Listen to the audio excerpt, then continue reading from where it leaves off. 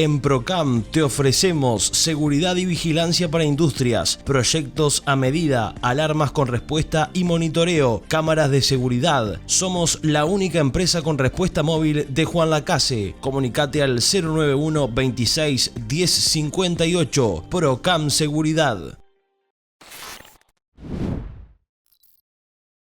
Este es un acontecimiento muy importante, no solo para la biblioteca.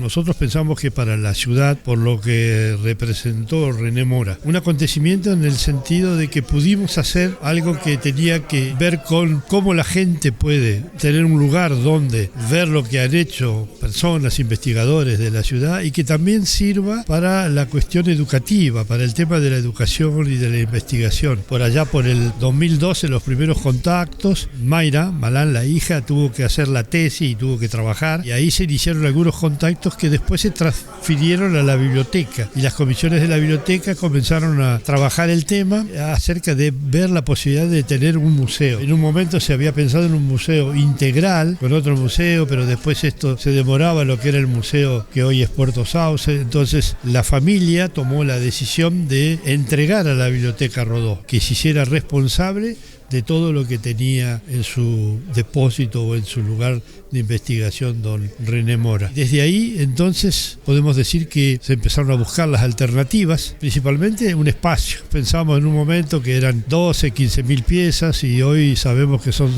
más de 20.000 piezas que tenía. Y todo su escritorio, sus documentos, es muy interesante ver cómo él registraba cada cosa cuando volvía de una investigación o de una búsqueda, lo que colocaba, con quién había ido, el lugar. Son las investigaciones que hace la gente también de la ciudad, del pueblo, de la gente común, que de alguna manera debería ser valorizada. Y esto fue lo que nosotros pensamos y tuvimos respuesta favorable en primer lugar del Ministerio de Educación y Cultura. Tuvimos también algún reconocimiento de la Intendencia en cuanto a que podía acompañar con alguna de sus áreas y también con el municipio. Cuando pudimos, entonces juntamos las tres áreas de gobierno, podemos decir, junto con las inquietudes de la ciudad e instituciones como la biblioteca, y logramos este proyecto que hoy se inaugura. Y bueno, esperamos que mucha gente pueda visitarlo. Por ahora estamos tratando de ver los sábados, poner horarios. Después de las vacaciones de julio será con las instituciones educativas. Y tenemos de alguna manera que buscar también fondos para financiar lo que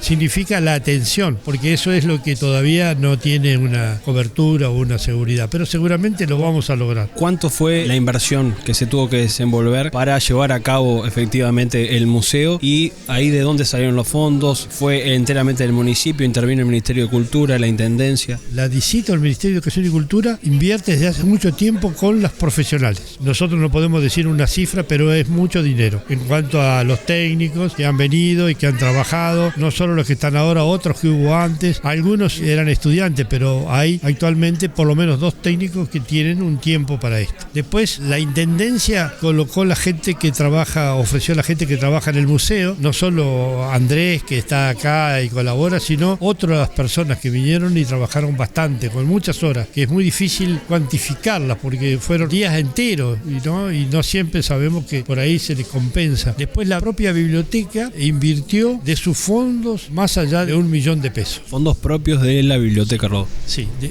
la biblioteca. Lo que aportan los socios fundamentalmente es para sostener el mantenimiento. Nosotros lo fuimos consiguiendo esos fondos a través de este alquiler y de otras donaciones que aparecieron. Y después 1,5 millones aportó un proyecto que presentamos al municipio. ¿Cuál sería la explicación? Porque ahí al pasar lo dijiste, pero no me quedó muy claro. ¿Por qué no se integró la muestra de René Mora al Museo Puerto Sauce y se decidió hacer un museo independiente? Importante la pregunta, porque es la familia la que dijo que lo entregaba a la Biblioteca Rodó, porque era incierto el movimiento del museo en aquel momento. Pero además ellos entendían que el lugar debía ser la biblioteca, como se consideraba la Casa de la Cultura, y se pensaba que no era simplemente una muestra para ver cosas, sino que tenía que servir como un lugar de estudio y de investigación. Y la familia firmó justamente en el 2015 un documento ante escribano junto con las autoridades de aquel momento de la biblioteca, en el que se establecía que la donación o la entrega de todo era a la Biblioteca José Enrique Rodó. Por eso nosotros también seguimos trabajando, y yo lo mencioné, la subcomisión de museo nació museo aquí en biblioteca. Y que nosotros dijimos, bueno, tiene que de alguna manera adquirir fuerza propia para tener también un local apropiado y alternativa de que la gente llegue para visitar. Y lo que falta ahora, que estamos trabajando hace tiempo con gente del municipio, es articular lo que es un circuito de visita, que uno puede pensar en la biblioteca, podemos seguir por la Casa Mazzetti o lo que es hoy el museo, la fábrica, la estación del ferrocarril, la fábrica de papel y otros lugares fuera de la propia ciudad. Pero un circuito que entusiasme a gente a venir de pronto a una excursión y saber que tiene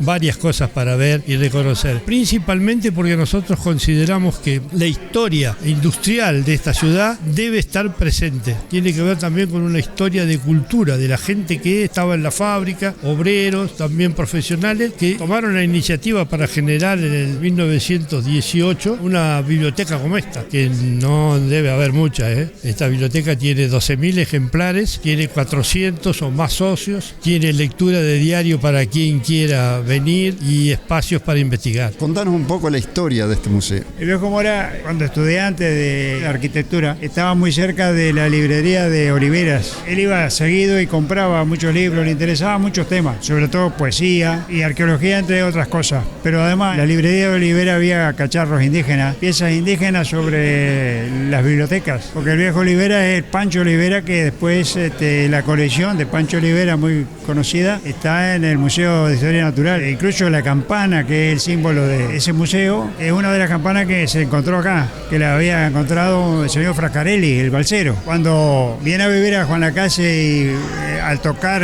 la cancha de Reforma, tratar de alisarla, aparecen cacharros o pedacitos de cerámica, se dio cuenta de que eran la misma cosa que había visto en las estanterías del Pancho Olivera. Y a partir de ahí no paró nunca más con ese entusiasmo de buscar y detectar los paraderos, detectar los sitios, se dice hoy. Los detectaba de distintas maneras. A veces una piecita de cerámica aparecía en el piso porque un tucutuco lo había sacado o porque por alguna erosión aparecía a la vista el fogón o la carbonilla o los pedacitos de cerámica. Y de esa manera después empezaba a catear, digamos, o a hacer algún pozo, pero seguro no usaba la metodología científica que era adecuada, digamos, ¿no? En aquel momento no había licenciatura de arqueología. Él inventaba un poco el método y lo que sí tuvo, la habilidad de anotar mucho y de llevar un registro de las profundidades. Tenía muestras de la carbonilla que se encontraba en esas excavaciones y anotaba los estratos, vamos a decir. Después visitaba los campos vecinos, íbamos a lo de Pilón, andábamos por la costa, por una casualidad también y porque uno se acostumbró a detectar, como vemos estas piedras dibujadas acá que muestran determinada fractura especial. Yo acostumbrado a ver lo que el viejo encontraba, que eran cachos de sílex extraídos por golpe, con esa forma, de casualidad encontré en Soriano un paradero o un sitio arqueológico que resultó ser una cantera de extracción de material, pero no era un precerámico como se creía antes. Y también de ahí tenemos mucho material y fuimos muchas veces con el viejo. Y hasta los nietos ayudaban a veces. ¿Qué significa para la familia Mora este momento, esta inauguración de este museo? Es un orgullo bárbaro. Y además me parece que se da un homenaje impresionante para el viejo. Porque sí, todo el mundo sabía que René se interesaba por ello o que fungía de arqueólogo, ¿no? Pero no llegaba nunca el momento de que se mencionara. Y ahora esto lo revaloriza. Si sirve para que alguien se entusiasme, que todo tiempo que podía ocuparlo en ir a recorrer lugares, iba. Para mí es un mojón, ¿no? Porque esto empezó hace mucho tiempo, cuando nos transmitieron lo que tenían en mente, pero además se juntó con un grupo de turismo muy grande, muy numeroso que hubo hace como 2 años y pico, en lo que plantearon que vamos a decir, el diferencial de Juan Lacase era justamente esta colección para podernos insertar y ser complemento en el circuito turístico del este de Colonia. Entonces, hoy que lo tengamos plasmado, está también que se va a tener que empezar a usar todo lo que se hizo afuera de ese circuito que hay arqueológico,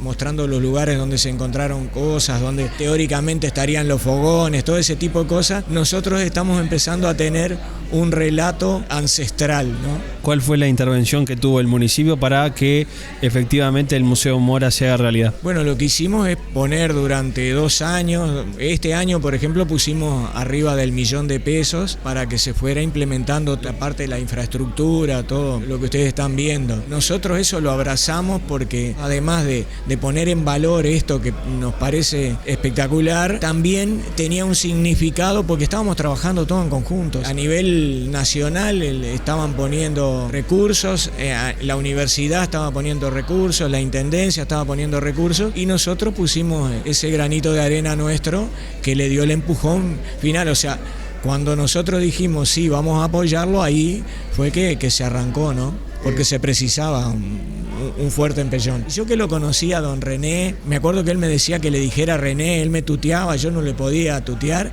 pero nos relajábamos, decíamos chistes, él me decía Cusquito Garronero porque nosotros éramos de la oficina de programación de obras y él era de proyectista, entonces íbamos al...